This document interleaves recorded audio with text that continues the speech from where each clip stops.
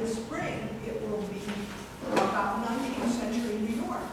4 PowerPoint talks, 4 evening walking tours. So I have information over there if you're interested. Now, for almost 400 years ago, African Americans first moved into Greenwich Village and owned land there. They came to the neighborhood beginning with the freed slaves of the 17th century and immigrants from the American South at the turn of the last century.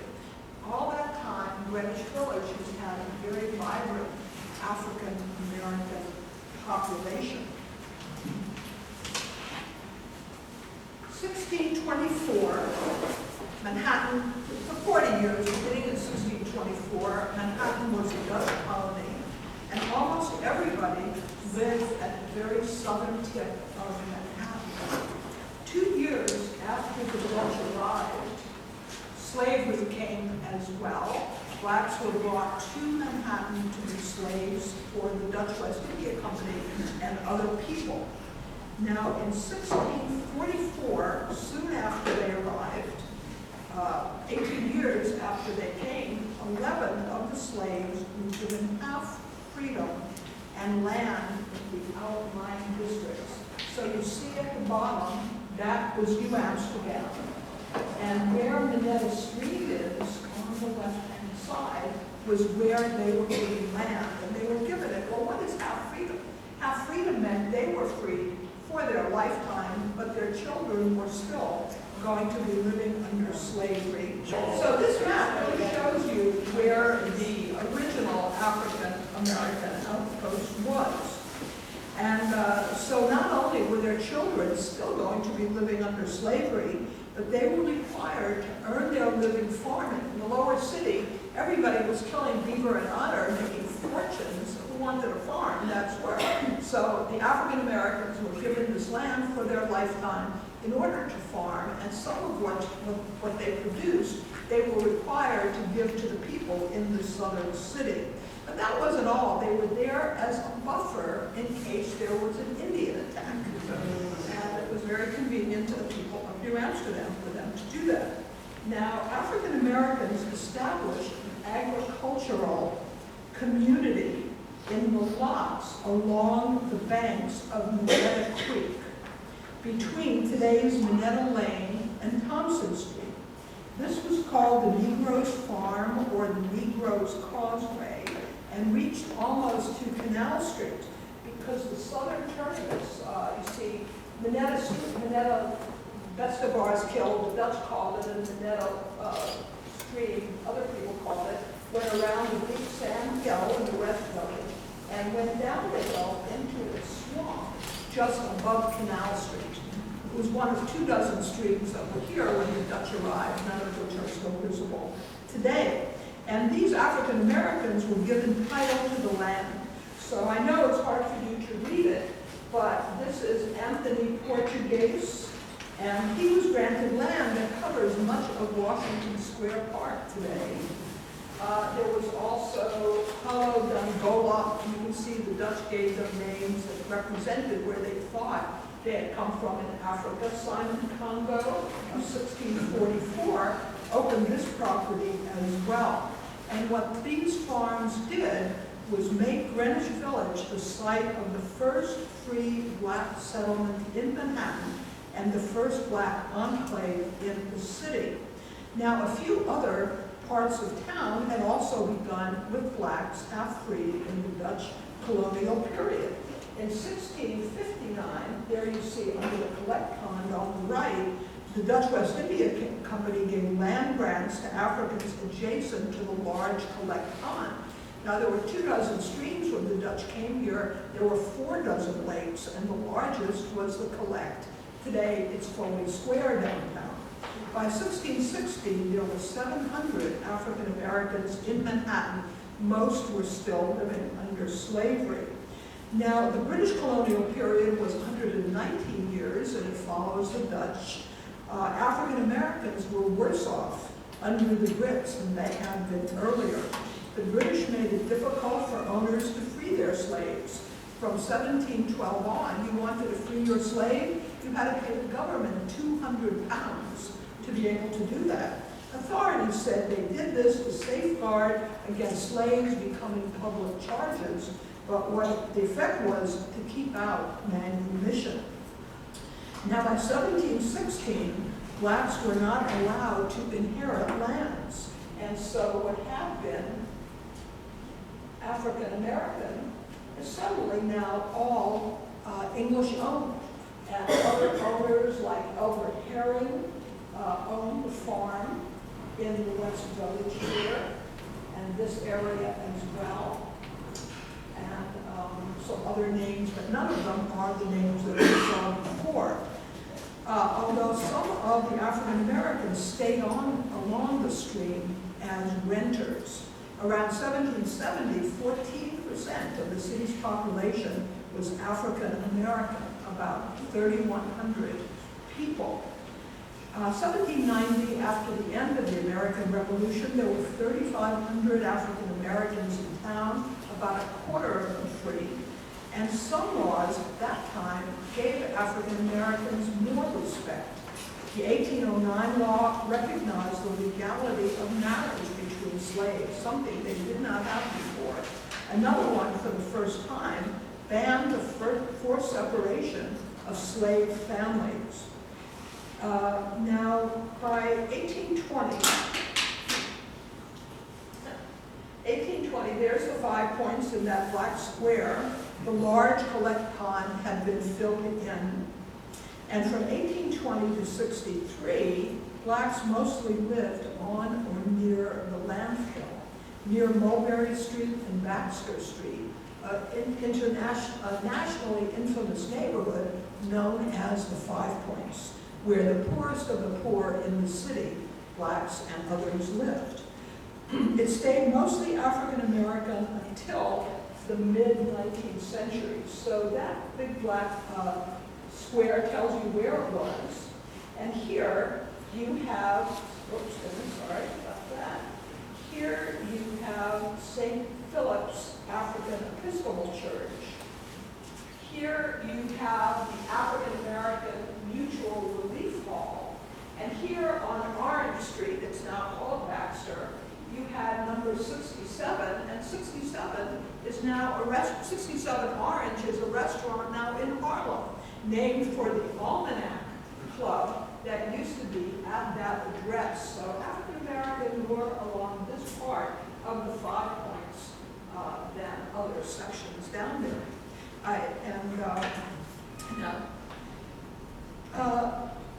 Early 19th century laws about African Americans, the most important of those all had to do with the ending of slavery. And the state of New York did that gradually in stages between 1799 and 1827. What did the 1799 law say? It liberated nobody who was currently a slave. It freed only those yet to be born. After July 4th, of all ironic dates, of 1799. When would they be freed if they hadn't been born yet? Age 25 if they were female, age 28 if they were male. If they had been born before that liberation date, only escape or manumission would free them.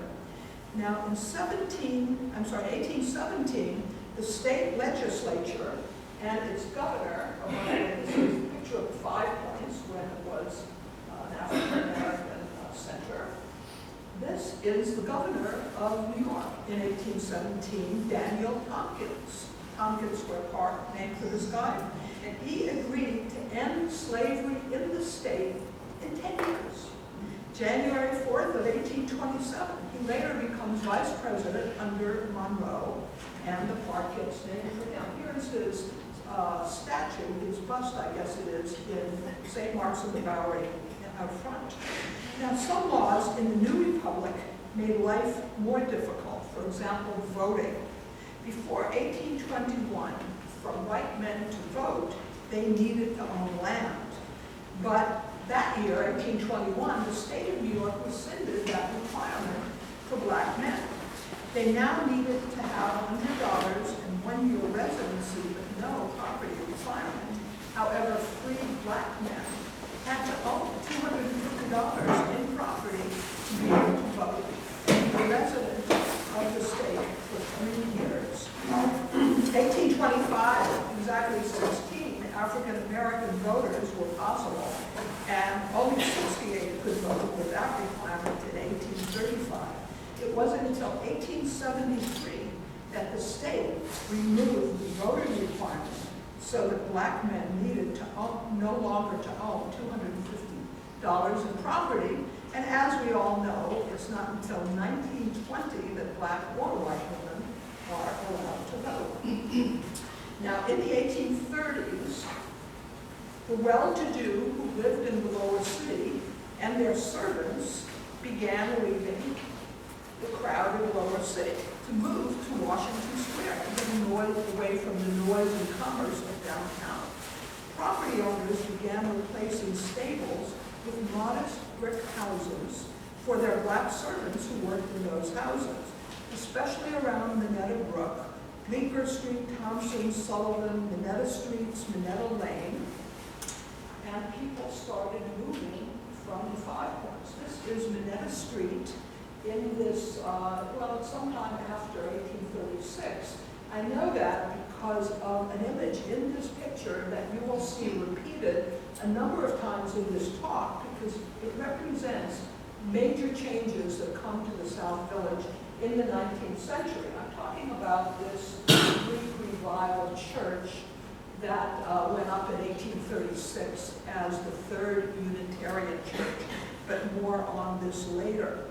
Now, other African Americans start moving into the area, which is now becoming called Little Africa. It was called Little Liberia. And other Greenwich Village streets also get to have African American residents. Cornelia was one, Jones Street was one. Coachmen settled along a stable alleyway which would evolve into Gay Street. But most blacks took rooms in cramped and segregated boarding houses. In 1897, there were over 10,000 free blacks in Manhattan. Now, a few black males worked as carpenters or mechanics or shopkeepers, but most had menial jobs. They might have been laborers, seafarers, coachmen, chimney sweeps, butlers, waiters, cooks, hairdressers. Here is chimney sweep. In 1825, the mayor refused to sign a license for a black man to be a cartman. He feared that both he and the applicant would become targets of attack. Women, most were washerwomen, maids, cooks, needleworkers, even hot corn sellers on the streets around town. 90% of African American women and 70% of African American men were working in domestic jobs. The more the blacks were free, the stronger racism became more entrenched. In 1850s, the Irish newly made up a quarter of the city. 1860, the population of Manhattan, and you know, the boroughs don't really join until 1898. In 1850, population is 813,000, and 200,000 people, those 813, just arrived from Ireland, barely lived their lives, a quarter of the city. And well-to-do began hiring Irish people instead of African Americans, which eliminated a lot of the blacks' traditional form of employment for domestic work. With increased black unemployment, the community becomes more tense. Whites begin fearing competition. They began barring blacks from working next to whites. They violently objected to blacks being taught a trade. Bosses begin using African Americans as strike breakers. These were people who had not been allowed to get into the white unions, and the cops used them and the bosses used them. There were large masses of black unemployed. What did they have to do to keep alive? A lot of them started going raggy and boning. That means collecting unwanted household items and selling them to merchants. With limited chances of well-paying jobs, poverty and crowded living conditions followed. it was easiest for blacks to rent an apartment in Minetta Street and Minetta Lane. Whites owned the buildings, and blacks rented from them, and got the worst residences and were overcharged for them. By mid-19th century, the neighborhood known as Little Africa was an impoverished, densely populated area with bad sanitation, and disease was widespread. What was the name for a local institution that catered to Greenwich Village African Americans? Churches. Now, Protestant congregations, many of them had segregated pews or had separate services. So over time, black ministers began establishing separate churches. And Greenwich Village, as the population started changing, the largely white Protestant congregations disbanded or moved out of the neighborhood.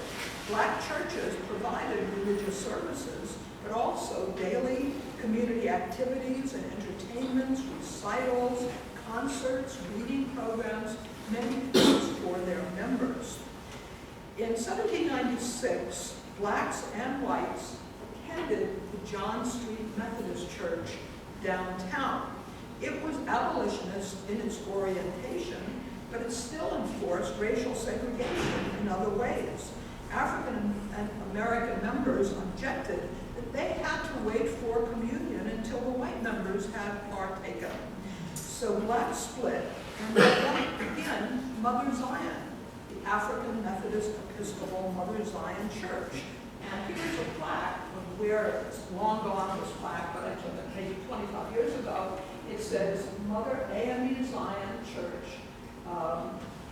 Occupied this site, we're talking Leonard Street and Church Street downtown, 1800 to 1864. It was the first church in New York City built and led by Afro-Americans and was the mother church of the AME Zion denomination. So wish the plaque would be put back. This is the oldest, as it says, organized African-American church in the state of New York. The first building, Church and Leonard, was near the Five Points. In 1800, they sell it for $90,000. The congregation goes on to own property throughout the city. In 1822, it wasn't until 1822 that they get the first African-American minister. Now, a leader of the split of Mother Zion to Mother Zion was Peter Williams. He had been a slave before the Revolution, but his master was a Tory. After the Revolution, Williams wanted to stay in America, but his master wanted to leave. So the trustees of John Street Methodist bought him upon his promise to reimburse them, and 3 years later he did. Although he had helped found the offshoot Mother Zion, maybe because of gratitude toward the church, he never himself left John Street Methodist. 1864, the congregation moves to this frame building at Bleecker Street and West 10th Street. They had a headquarters and book concern on Houston. They have mission rooms in the rear extension on Thompson, and then moved to several uptown locations. In 1925, Mother Zion moves to its present location at West 137th Street. One of the members of Mother Zion, Sojourner Truth.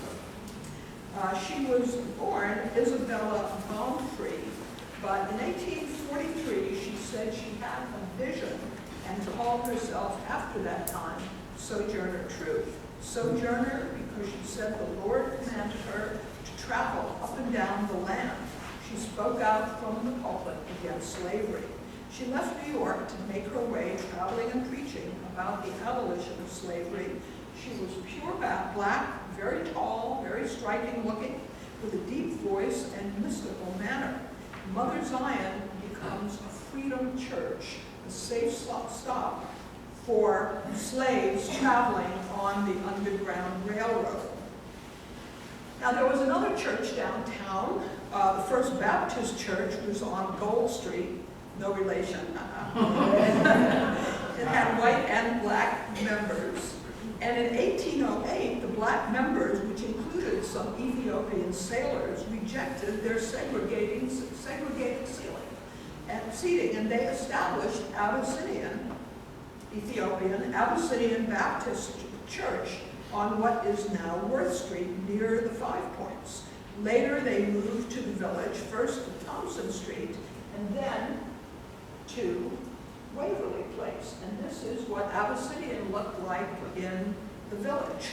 The building included the only public hall available in the neighborhood. Political gatherings often met there.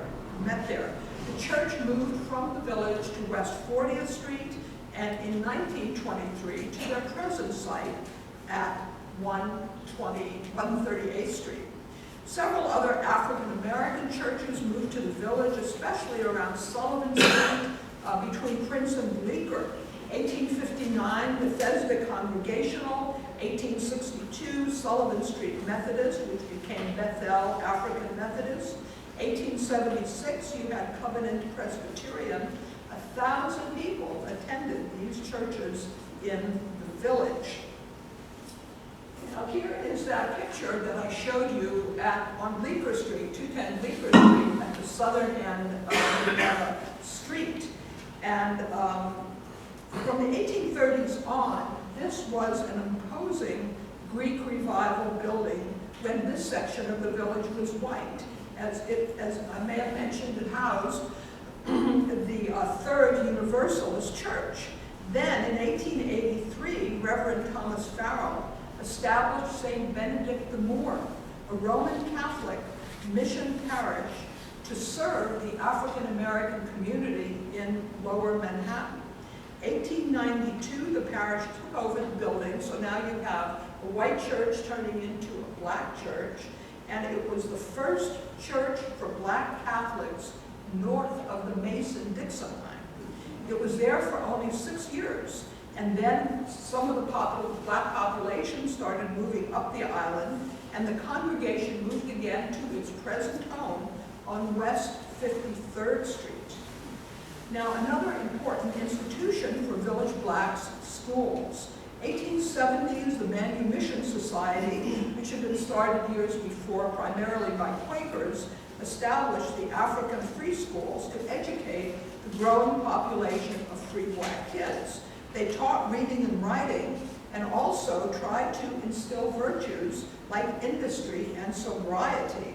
Their mission to educate black children to take their place as equals to white citizens and to divert the kids from what was thought to be their natural inclination to vice. These schools were how some black young men graduates became educators, ministers, and leaders of the community. 1796, the first school building was near the South Street Seaport, a one-room schoolhouse with 40 students. They taught the 3 R's and seafaring. They got government support. In 1801, the state gave it money, but then the building burned down a few years later, and then the city gave it a lot on William Street, downtown near Duane. 1815, the new, larger brick building opened. It taught boys the 3 R's and other subjects that included map and linear drawing. It taught girls the 3 R's along with English grammar, geography, sewing, and knitting. 1820, the second African free school opened on Mulberry near Grand Street with 700 students. And then number 3 opened in 1831. It opened originally on 19th Street near 6th Avenue, but white neighbors complained, and so it moved to Little Africa on Amity Street, which is what 3rd Street used to be called, near McDougal. The next year, black parents insisted on black teachers, and so the Manumission Society began hiring them for its black schools. By 1834, there were 7 of these schools, and they soon opened others. Excuse me one second.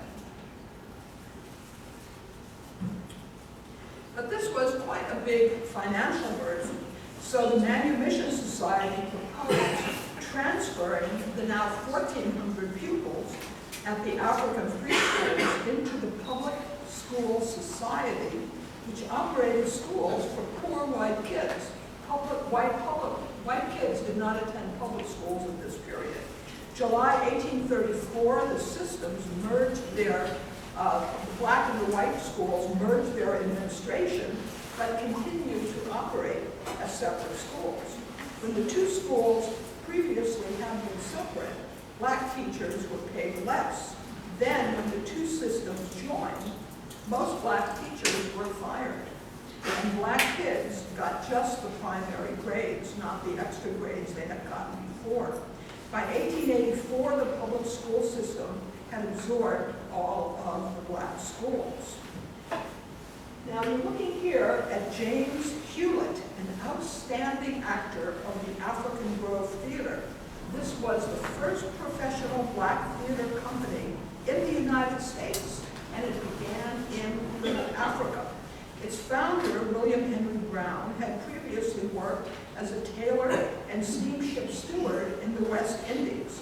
In the 1810s, he moves to Manhattan, buys a house on Thompson Street, and owned an ice cream parlor on Bleecker Street with outdoor garden frequented by, quote, free ladies and gentlemen of color. But white neighbors complained about his Sunday afternoon salon and teas. 1821, he moves to a two-story house at Bleecker and Mercer and turned the second floor into the African Grove Theater. Now, James Hewlett here became identified with playing Richard III, which was the theater's first full-length production. He played Othello, he wrote a ballet, he danced its principal role. How had he learned to play Shakespeare? He was self-taught. He attended the Park Theater downtown from the balcony, to which blacks were restricted, studied English Shakespearean language, and acted. For a brief time, audiences could watch the earliest work of one of the era's greatest actors, Ira Aldridge, who had been educated at the African free schools. He was a teenager, but his father was a deacon of Mother Zion and made him quit to become a minister, but to no avail. In 1825, Aldridge goes to England in hopes of receiving better roles. 1833, he debuted at Covent Garden. He would play Othello at the Royal Theatre and became the rage of Europe. Here he is in Leningrad at later years for a quarter century, often played other Shakespearean leads in whiteface. Now, whites began to join blacks in the audience. They threw crackers onto the stage, they joked. The theater relegated whites to the back rows. Quote, they did not know how to conduct themselves at entertainments for ladies and gentlemen of color. Then white rowdies disrupted a Saturday night performance. January 1822, the police closed the African Grove. The following Monday night, actors tried to stage Richard III, but minutes after the play began, police arrested those on stage. 1823, the owner closed the theater after about just a year. Also in the 1820s, a few free black men began Freedom's Journal, a weekly newspaper, the first African-American owned and operated newspaper published in the United States. And it was published at Mercer and Bleecker Street in the Village. It began March 1827, the year slavery ended, at least for some, for everybody, I guess, in the state of New York. Why did they launch the newspaper? For about three main reasons: to answer scurrilous attacks on free blacks by the white press, to advocate the abolition of slavery, and to oppose the back to Africa colonization movement. Just to talk about that, here is a ship of people going to Liberia. 1820, Congress gave money to the colonization movement to establish Liberia. It's easy to remember when that happened. The capital of Liberia, I believe, is Monrovia, so he was the president. Some whites and blacks felt there was more opportunity in the Back to Africa movement than in the United States. They met at the home of M. Boston Crummell. The editors were Samuel Cornish and John Russwurm, all interesting men with interesting lives and backgrounds. Boston Crummell lived on Leonard Street, a little bit west of the original site of Mother Zion. He was the son, and you'll see how varied the origins of a lot of these people here were. He was the son of of a chief in the present Sierra Leone. At age 12 or 13, he was captured in West Africa and brought to America. For 10 years, he served in the household of wealthy merchant Peter Sturmhorn, and one day he just walked off. It's called self-emancipation. But he stayed in Manhattan, and in 1827, he opened a successful oyster house on Broad Street. In the 1830s, he and his freeborn wife, Charity Hicks, lived on Amity Lane, which becomes West 3rd Street, and later moved to Broadway near Prince. His son, Alexander Crummell Jr. here, attended Mulberry Street African Free School No. 2, got his BA from Cambridge in England, and decided to become an Episcopal priest. He applied at the General Theological Seminary in New York, but they rejected him because he was black. He went to study and received holy orders elsewhere. 1842, he was ordained in Massachusetts. 1853, he moves to Liberia for the next 20 years, traveled extensively, and establishes the American Negro Academy in Washington, D.C., which was, for African American scholars, it was a much more intellectual place versus, say, Booker T. Washington's Tuskegee Institute, which more focused on vocational and industrial training for Southern blacks. Two main editors of Freedom's Journal, Samuel Eli Cornish is the guy at the right, and he was a free black from Philadelphia. 1821, moved to Wooster and West 4th Streets, establishes the first black Presbyterian church in New York, New Demeter Street Presbyterian, near his home. And by 1845, there were 15 black Methodist churches, 9 black Baptist churches, and those of many other denominations. At the left, John Brown Russwurm, the other editor, began as a slave in Jamaica. In 1824, he graduated from Bowdoin College in Maine, the third African American to graduate from any college in the United States. 1829, even though the paper was founded partly to oppose the colonization movement, in 1829 he was converted to that cause. Now, Freedom's Journal lasted just 2 years because of the split between these two editors. Cornish was into temperance and moral uplift. Russwurm wanted to return blacks to Africa instead. Russwurm resigns as editor. In 1829, he moves to Liberia, and in May, Cornish tried to continue publishing the paper under a new name, The Rights of All, which advocated the unity of black and whites and the elevation of all races. But the paper folded in under a year. Between 1827 and 1863, there were 8 different black newspapers in New York.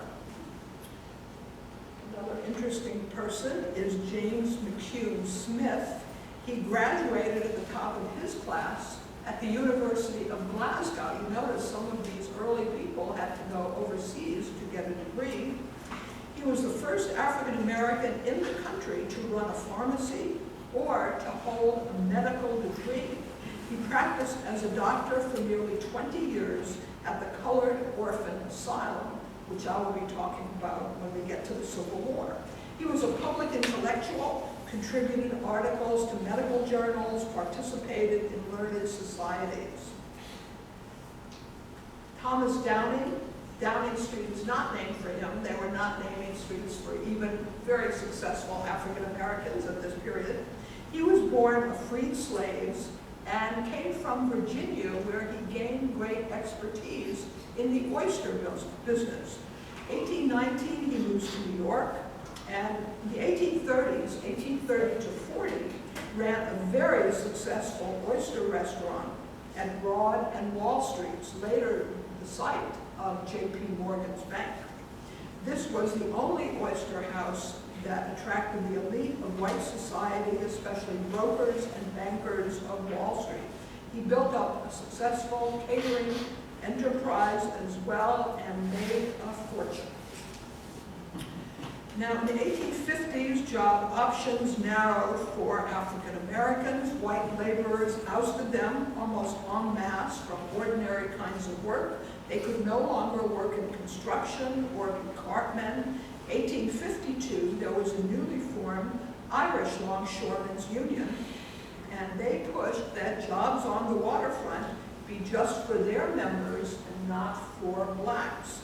By 1855, few blacks worked at the docks, except for the occasional strike-breaking stints under the protection of city police, who during this time were mostly Scots-Irish and not Roman Catholic.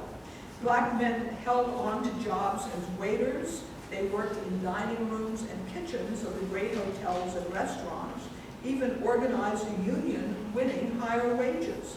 Some worked for farmers in Queens or Brooklyn.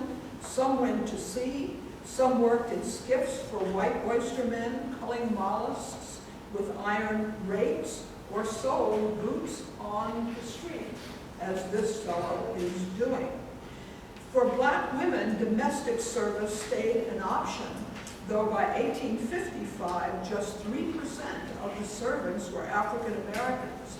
Most of them worked for the very rich or in brothels as laundresses, charwomen, or maids. One very successful black woman of the neighborhood was Mrs. Jeremiah Bowers on Thompson Street near Prince. There were many dressmakers in New York. She was considered the best of them all and employed 10 to 12 young women. In 1855, Middle Africa was mostly female and under the age of 30, and over a third of them had been born outside of New York. Another place of discrimination in the 1850s was private omnibus and horse cars. That's how you got around in town, and the city didn't own this transportation, they were privately owned. But they forced African American passengers to ride outside on the front platform or wait for a vehicle with a sign that said, "Colored people allowed in this car." In the 1850s, Elizabeth Jennings helped integrate them.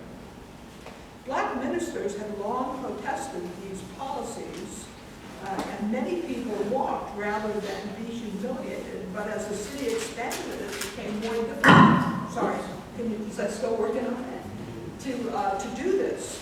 So the first major breakthrough happened on Sunday afternoon of July 1854.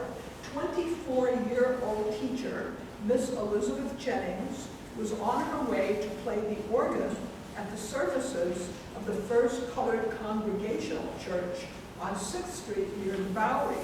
She tried to board a 3rd Avenue car at Pearl and Chatham Street. The conductor told her to wait for the colored car. After an altercation, he grudgingly let her enter, telling her, "Remember, if any passenger objects, out you go." Her response, "I am a respectable person, born and brought up in New York, and I was never insulted so before." He answered, "I was born in Ireland, and you must get out of this car." When she refused, he tried dragging her out. She clung to the window. He and the driver pried her loose, threw her to the street. She was badly hurt, but climbed back on. Finally, the driver galloped his horses down the street until he found the police officer who ejected her. She reported the incident to her church and to her father. He had been born in New York in 1798, now was a successful tailor with a long record of activism in the black community. He worked for the African Society for Mutual Relief and had helped found the Abyssinian Baptist Church. Father and daughter sued the Third Avenue line. Who defended her? A 25-year-old guy just out of law school, Chester Arthur, years before he would become president of the United States. 1855, the judge declared the company was a common carrier and bound to carry all respectable people, including colored, if sober, well-behaved, and free from disease. Jennings won $225, and most Manhattan railroads stopped discriminating. A little before Rosa Parks.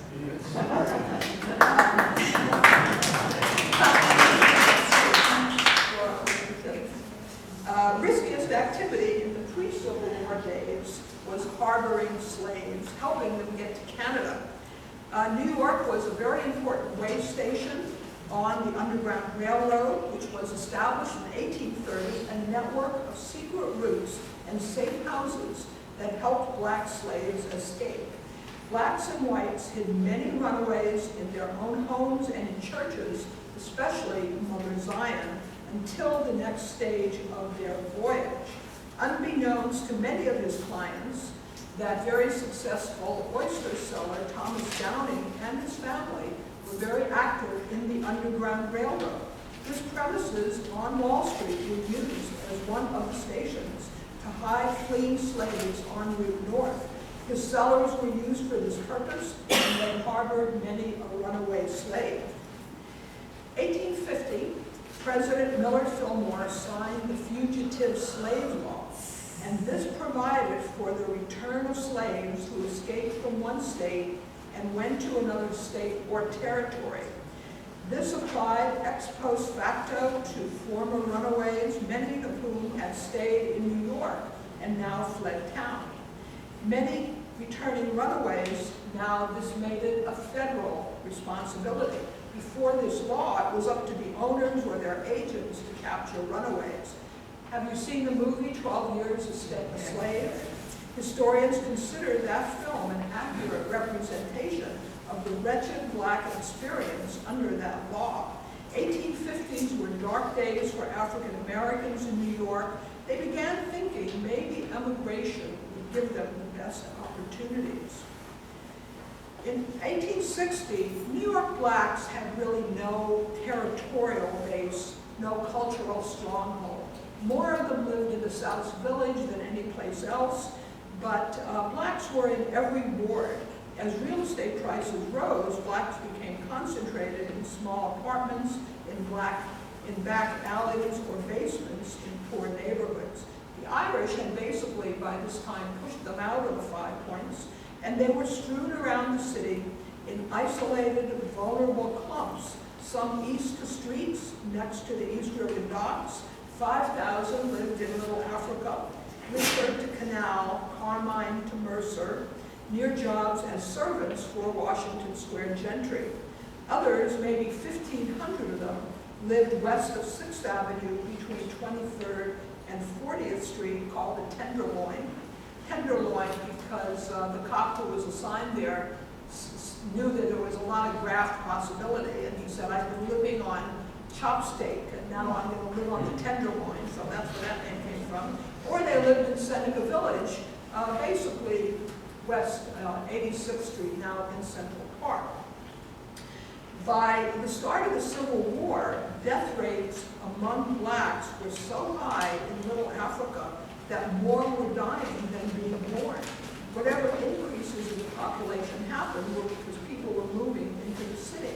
Census figures show a gradual climb from 12,005 in 1825 to a peak of 16,003 in 1840, and then the population returned to the earlier level, 12,005 in 1860.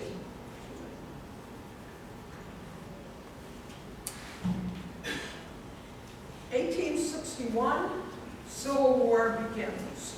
January 1st of 1863, Lincoln issues the Emancipation Proclamation, and that would free slaves of the South once Northern troops liberated them from the Confederacy.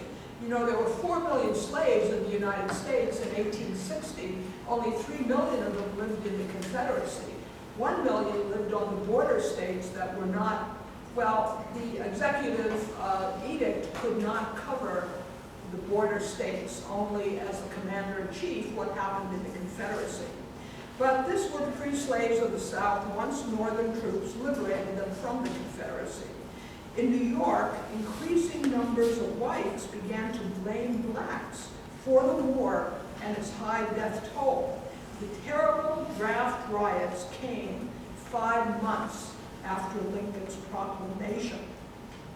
They began as a demonstration against the draft and Lincoln's Republican administration, but fast degenerated into a bloody race riot. And it was all over town. It was north to Harlem, east to 2nd Avenue, west to the Hudson River, and south to City Hall that left over 100 people in 4 days dead across the city. In the village, some black families armed themselves to protect their persons, property, livelihood. They responded collectively to the assault, the only place in the town they did this.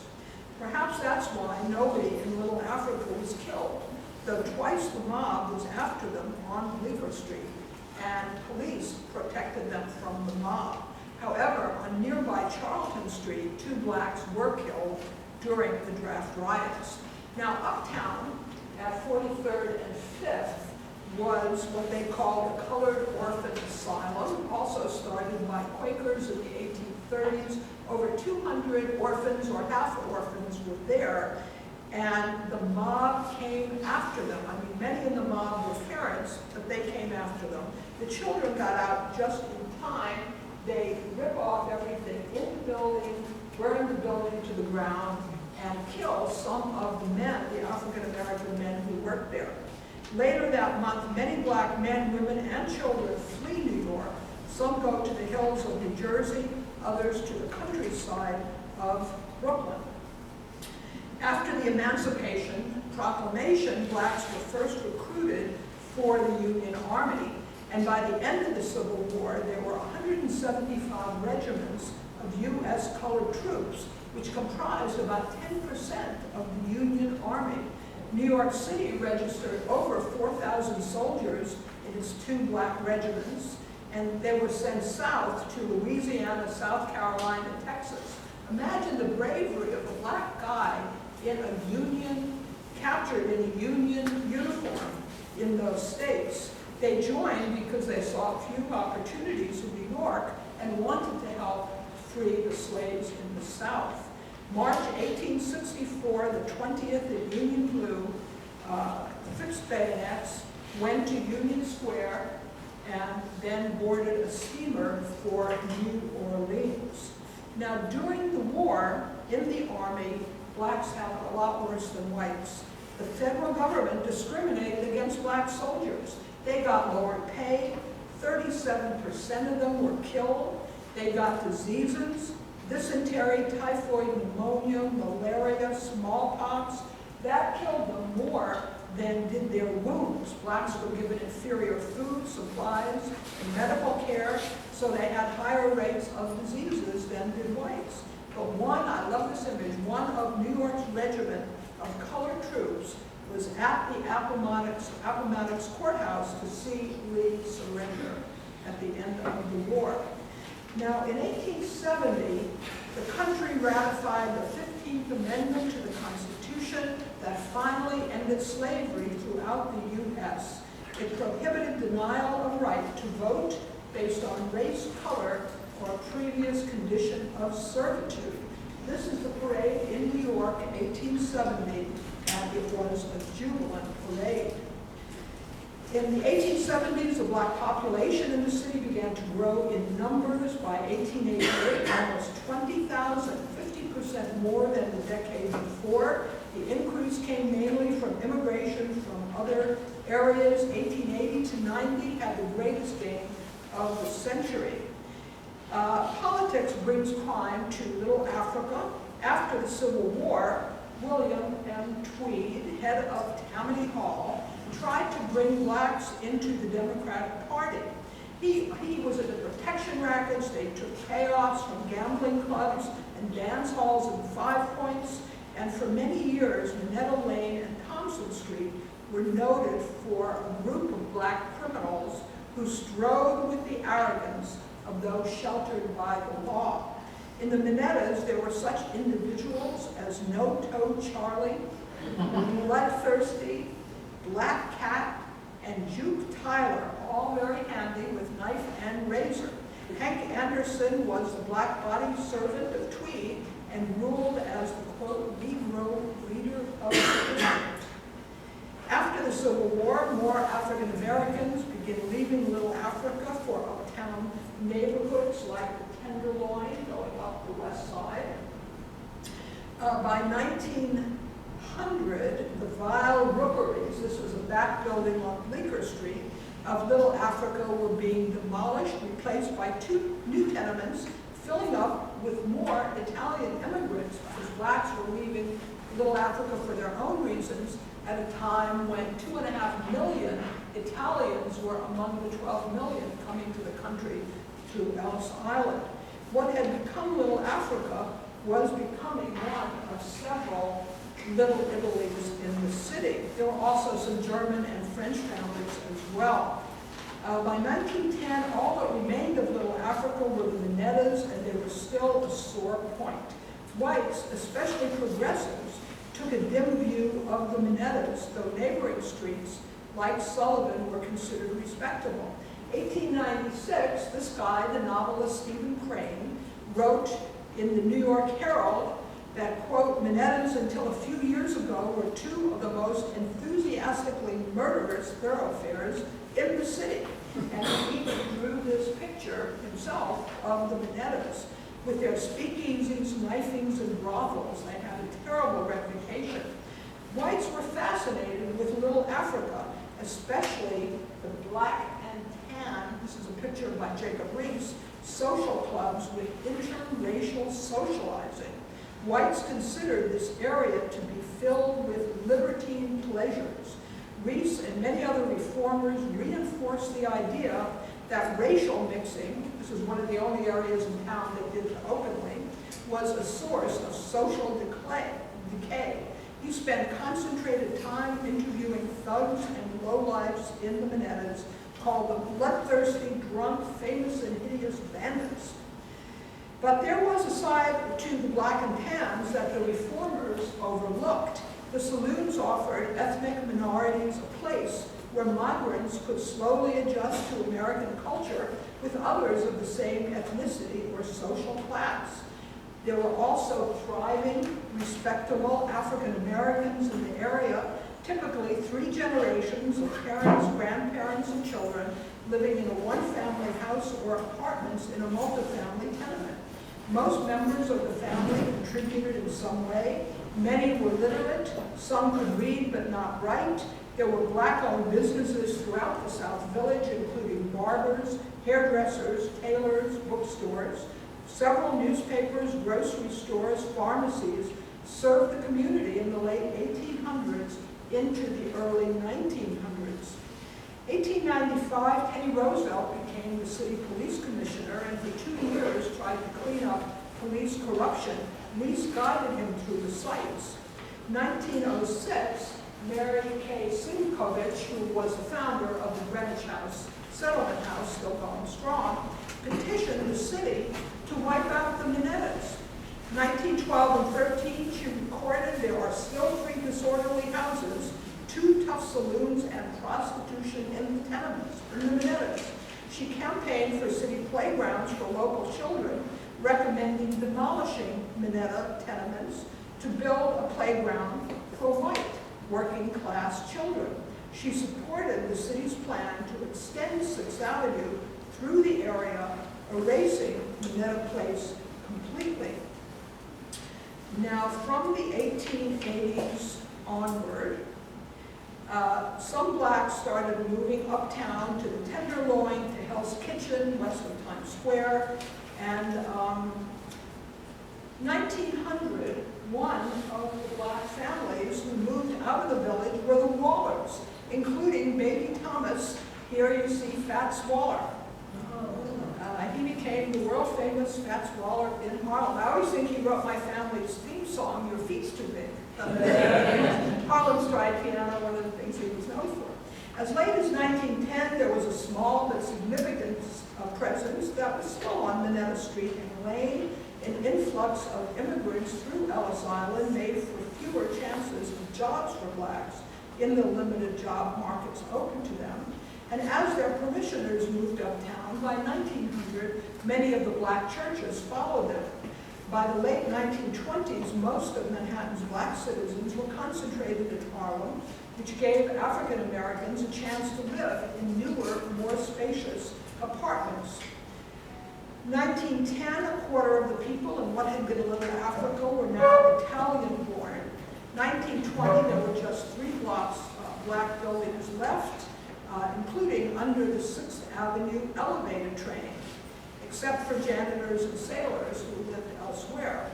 For several more decades with jazz clubs and Bohemian and progressive residents, the village was a small zone where blacks and whites met and mingled more freely than in most of the rest of the United States. Now, in the 1811 grid plan, and in case you can't see it, this is 6th Avenue, but it stops. This is Minetta Lane, this is Minetta Street, and this is Bleecker. So before, when you look down Minetta Street, you saw that Greek Revival building right here on Bleecker. But the idea now was to widen 6th Avenue and extend it all the way down past Canal Street, primarily because the Holland Tunnel was going to open in 1927, and they wanted more uptown-downtown access. So, local realtor Vincent Pepe, gentrification, have you heard of that? Noticed that some mid-19th century buildings in the village had already been renovated and were very profitable. For example, the McDougal-Sullivan Gardens. And he sponsored remodeling of a group of 13 of the century-owned Minetta dwellings into modern apartments. He reclaimed the Minettas for moderate income housing, and that's really what saved the Minettas as a quaint street. There was no public outcry in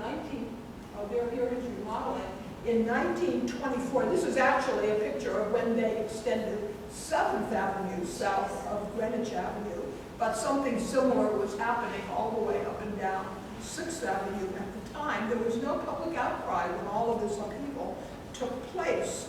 And 6th Avenue later got new buildings and a series of mini parks on its destroyed east side lots below a street.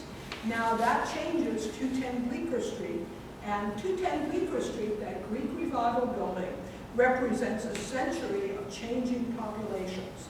1836, when the district was mainly white and Protestant, the building, it was erected as the Third Unitarian Church.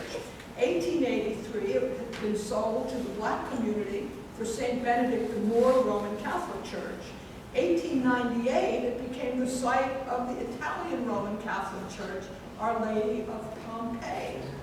1927, when the city extended 6th Avenue through 210 Bleecker, the parish moved to the west side of 6th Avenue. So you see there are all those little parks now. And in 1928, the present Our Lady of Pompeii goes up.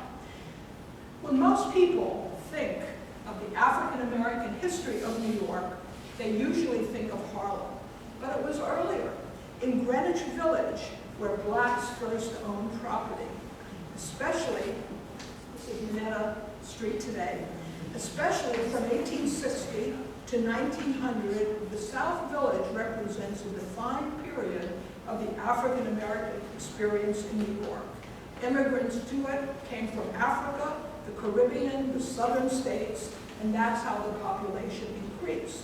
It had community leaders who established their own churches, schools, theaters, and newspapers. Once the middle-class population left the Minetta, the area began to decline into crime and deeper poverty. Residents long strived for dignity and access, working to build an educated, civically minded community beyond what much of the city around them wanted them to have. Thank you.